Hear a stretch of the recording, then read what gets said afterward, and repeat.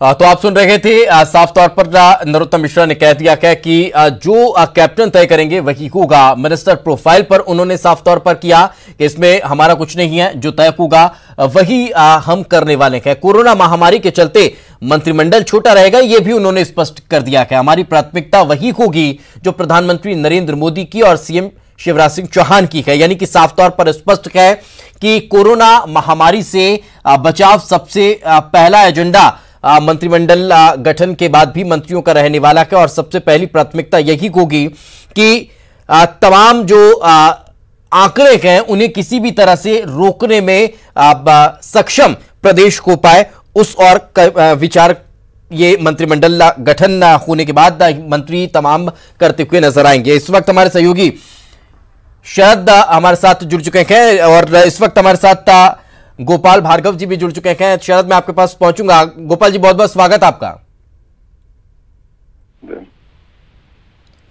मंत्रिमंडल को लेकर किस तरह की चर्चाएं हैं, कौन कौन प्रमुख तौर पर है? हालांकि अभी जो नाम चल रखे हैं उसमें क्या ये माना जाए कि अंतिम तौर पर अब आपका नाम भी शामिल किया जा सकता है?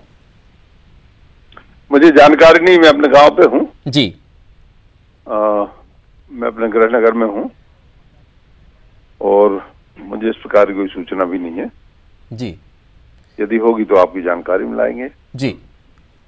बड़े बड़े जो नाम थे जिसमें आपका था, भूपेंद्र सिंह जी का था और तमाम जो पूर्व में भी शिवराज कैबिनेट में शामिल रखे हैं, उनके इतर जो नाम चल रखे हैं वो कमल पटेल का है, डॉक्टर नरोत्तम मिश्रा का है, तुलसीराम सिलावट का है, अब गोविंद सिंह राजपूत जी का है, ये तमाम नाम, इनके इतर भी क्या ये मंत्रिमंडल बड़ा हो सकता है या फिर इतना की 5 नाम की रहेंगे? नहीं, मैं इसके बारे में कुछ अधिकृत रूप से नहीं बताना चाहता और न बता सकता हूं। ये तो पार्टी का निर्णय है, पार्टी तय करेगी क्या करना है। जी जी। साथ में रहे हमारे सहयोगी शरद, कुछ कहना चाह रहे हैं। शरद, बताइए।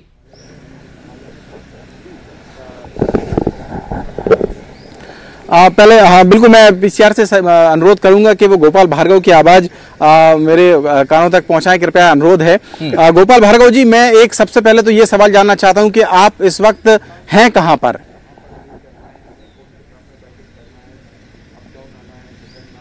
मैं गृह नगर में अपने घर में हूं।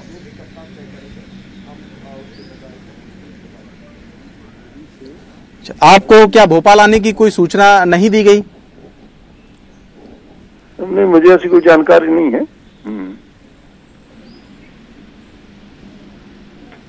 अभी तो एक कोरोना का, लेकिन गोपाल भार्गव जी, ये बड़े चौंकाने वाली बात है कि नहीं गोपाल भार्गव जी, मैं ये जानना चाह रहा हूं कि ये बहुत चौंकाने वाली बात है कि आपसे जो जूनियर नेता हैं उनका मंत्री बनने में नाम है, आपका नाम मंत्री बनने वालों में नहीं है अभी तक की जो जानकारी है। क्या इसके पीछे की कोई खास वजह है? आपसे कोई बातचीत की गई है और क्या आप जो मंत्रिमंडल बनने जा रहा है उससे खुश हैं? नहीं, तो पार्टी ने जो तय किया उसमें सभी लोग खुश हैं, क्या दिक्कत है। जो भी मंत्रिमंडल में रहेंगे उनके नेतृत्व में, उनकी कार्य क्षमता से प्रदेश आगे बढ़ेगा, तरक्की करेगा, विकास होगा, कोरोना से निपटने में और ज्यादा सहायता मिलेगी और सक्षम होंगे इस महामारी से निपटने में।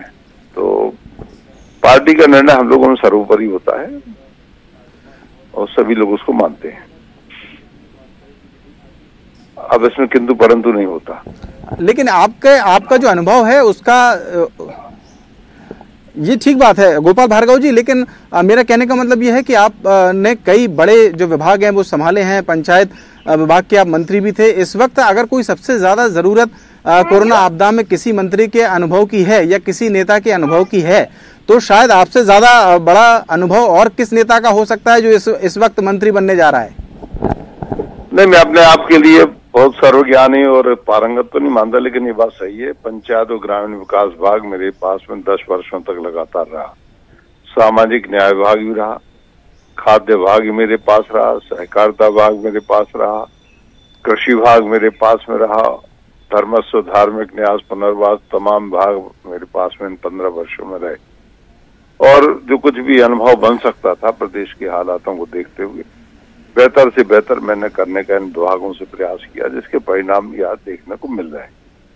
पार्टी ने लेकिन जो तय किया तो मैं मान के चलता हूं कि सबके लिए स्वीकार होना चाहिए।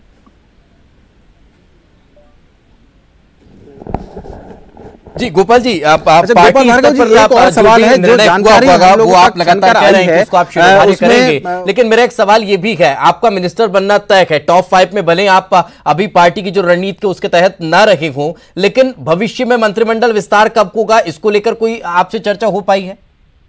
नहीं, मेरी कोई चर्चा नहीं इस संबंध में, ना मैंने पूछा और ना किसी ने मुझसे पूछा। शरद, आप कुछ कह रहे थे? शरद, गोपाल भार्गव जी, मेरा एक से एक छोटा सा सवाल है कि एक जानकारी ये आई थी कि आप जब भोपाल आए थे तो आपसे भी चर्चा की गई थी मंत्रिमंडल के बारे में। क्या ये बात सच है कि आपको स्पीकर बनने का कोई प्रस्ताव दिया गया जिसको आपने अस्वीकार कर दिया? क्या इस बात में कोई सच्चाई है क्या? नहीं, ये कोई बात ही नहीं है। स्पीकर का तो अभी प्रश्न पैदा नहीं होता, इसलिए प्रोटेम स्पीकर है हमारे जगदीश देवड़ा जी, और जब तक विधानसभा का सत्र नहीं होता है शुरू, तब तक वो प्रोटेम स्पीकर रहेंगे। बीच में तो कोई बनने का सवाल नहीं है। स्पीकर का चुनाव जब सत्र शुरू होगा तब होगा, तो इस कारण से बात में कोई सच्चाई नहीं है कि ये सब कोई स्पीकर के संबंध में या कैबिनेट के सदस्य के संबंध में कोई चर्चा किसी से हुई है, ऐसी कोई। मैं सिर्फ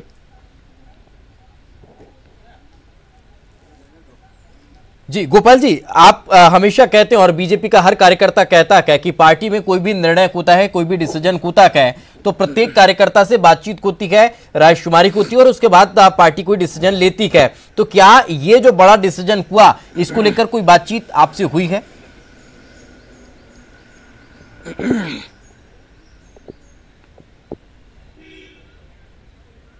गोपाल जी, आप मेरी आवाज सुन पा रहे हैं?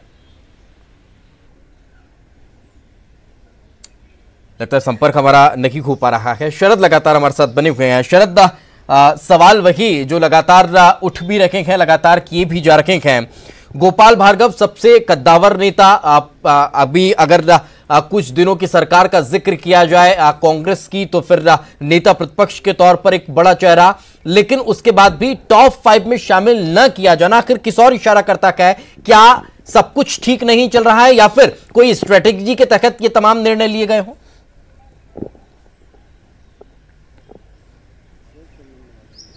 देखिए दीपेश, इस मंत्रिमंडल के गठन में किसी भी निर्णय पर पहुंचना बड़ा मुश्किल है, क्योंकि जो स्थितियां हैं वो दरअसल असाधारण स्थितियां हैं।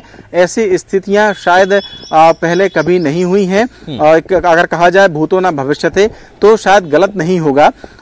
इस बात को ध्यान में रखकर ही कोई भी राजनीतिक जो एनालिसिस है वो हमको करना होगा।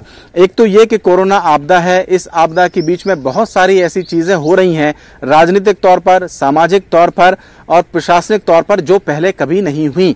राज्यसभा के यहाँ तक जो चुनाव होने थे, शरद मैं रोकना चाहूंगा इस वक्त वापस हमारे साथ गोपाल भार्गव जी जुड़ चुके हैं। भार्गव साहब, तकनीकी खामियों की वजह से शायद आपसे कनेक्शन हमारा डिस्कनेक्ट हो गया था। मेरा सवाल ये था कि लगातार बीजेपी के तमाम कार्यकर्ता और हर नेता ये कहते हैं कि पार्टी में कोई भी डिसीजन होता है तो प्रत्येक कार्यकर्ता से रायशुमारी की जाती है, सलाह मशविरा किया जाता है और उसके बाद पार्टी कोई डिसीजन पर पहुंचती है। तो क्या इसको लेकर कोई चर्चा, कोई डिसीजन के पहले कोई बातचीत आपसे हुई है? नहीं, मेरी कोई बात नहीं